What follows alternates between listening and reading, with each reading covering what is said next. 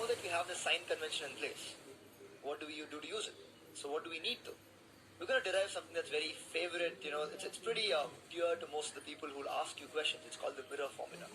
So we all love formulas, don't we? We have to remember this mirror formula. But we're going to make it so that remembering it won't be so mundane to you, because you'll also understand where it comes from.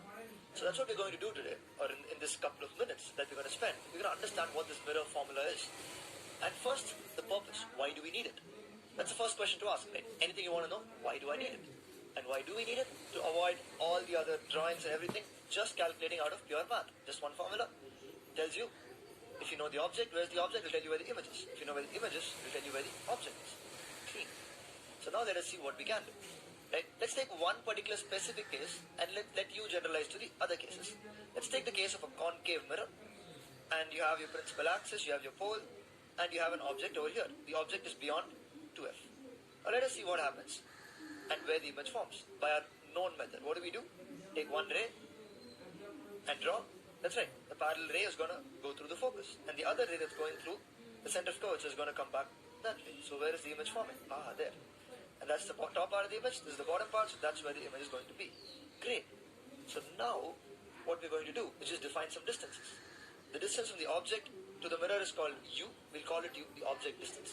The distance from the image to the mirror is called v. Yeah, just giving them some names. And the focal length, let's object distance. The distance from the image to the mirror is called v. Yeah, just giving them some names. And the focal length, let's call it f.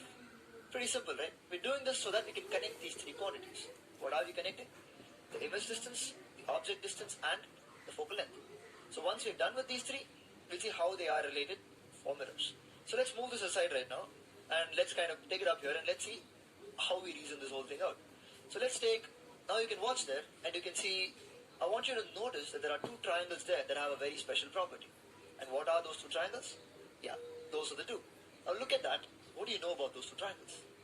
Okay, they have one set of opposite angles. The other one is a right angle. Both of them.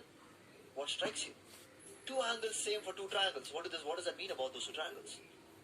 Yeah, AA similarity. If you want to call it by a particular name, it's called AA similarity. Right? Those two are similar triangles. And what do we know about similar triangles? All their angles are equal, but also all their sides are proportional. So let's use our knowledge from similar triangles. Of course, you're going to use math and physics, right? Whatever you learn in math is going to get connected to physics, and vice versa, and keeps happening that way. So let's see what happens now.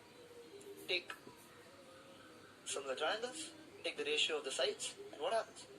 That side by this side equals this side by that side. Great. So write it down in mathematical form that way. And let's now look again. Why are we doing this, by the way? What struck us? Why did we feel like picking up similar triangles? Yeah? Because we know we have to connect some quantities. We're looking for something that relates those quantities. Right? We know u, we know v, we know f. How can we relate them? So you found one particular set of similar triangles. Let's look for one more. Yeah, where do you find it? Yeah, look around. There's one more there. Two triangles that seem to be similar. Right? Because they have an opposite angle and they have right angles. Great. Now write the same very similar equation for them. And if that's the object size, it's also going to be equal to the object size. So write that equation. It looks like this. And what do you observe? Yes, that's right. Those two quantities are going to be equal. And now, with those two being equal, just cross-multiply them and see what happens. Right? It becomes a pretty simple thing. One term cancels. Bring it down there. You have a very simple-looking expression right now. And divide the whole thing by a product. Now, why are we doing this? Don't ask me. It just makes it look more beautiful. See, all arguments in physics need not just be for utility. It can also be sometimes for beauty, right? It can be artistic sometimes. So, I'm going to do something pretty sneaky here. Divide the whole thing, the entire equation by UVF. U into V into F. Why do I do that? Because something that looks like that now begins to look like this. 1 by V plus 1 by U equals 1 by F. Right? That's how it's going to look. No matter how you want to rearrange it, make it look that way. Now there's of course one thing that we have kind of neglected here. What is that? Just in the previous module, we told you about the sign convention, right? And anything left has to be negative. Isn't U negative here? Yes, it is negative. That's right. Isn't V negative? Yeah, V is also negative. What about F? Is F towards the left of the pole or right of the pole? So left of the pole. So clearly, U, V and F are negative, which means what must we do there? Whatever we took as U has to become minus U. Whatever we took as V has to become minus V, and whatever we took as F has to become minus F. Pretty simple, right? All we're doing is, instead of putting these signs at the beginning, we're putting them at the end. Doesn't make a difference. Doesn't. So now what happens though? Yeah, in this case, we're pretty lucky here because all the minus are going to cancel out anyway, and you're going to get what we originally had. 1 by v plus 1 by u equals 1 by f.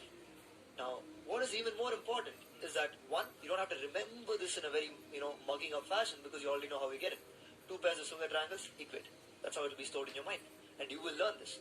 And what do you know about this even more? We know that this will connect image distance, u, object distance v, and focal length f.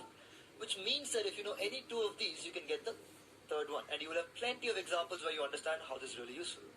Makes it so that our old method is too long, so we use this from now on. So that for you is the mirror formula. 1 by v plus 1 by u equals 1 by f.